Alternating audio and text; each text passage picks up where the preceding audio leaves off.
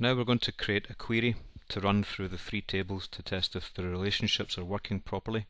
That will also test if the primary and foreign keys are working properly. So we don't need this relationships window anymore.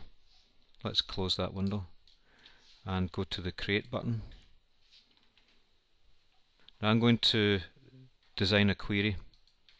You'll remember I'm using Access 2007, you're using Access 2010. Your create query is over here, somewhere in this area. It's just moved around a bit, but you should be able to follow this. And you'll recognize this window. Now so far we've only done queries through one table. Here you can see three tables. We need to add the three tables, and you can see how I'm doing this here. Then close. And you notice it puts the order, customers, equipment and hire details. I'm going to move the equipment table over here. You don't have to do this, it's just something visual. And I like to stretch this table out so I can see all the field names too.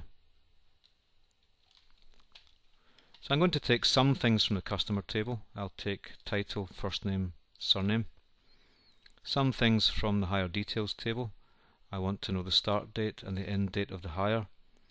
And some things from the equipment table. I want to know what the equipment was and how much it cost.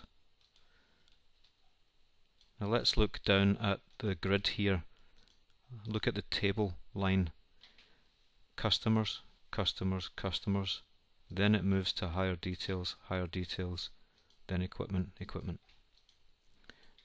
Now I want to find every time the ECG machine has been hired. So that's going to be in the equipment item description. So down here I can write EC, and I don't want to type it all, so I'll do star. Remember, that's the wildcard we looked at before. So now I'll run this query, and there I get my answers. I get 3 people who have all hired the ECG machine. You can see it's the same rate every day, and there we can see the various dates they hired it. That tells me my relationships work, my primary and foreign keys work.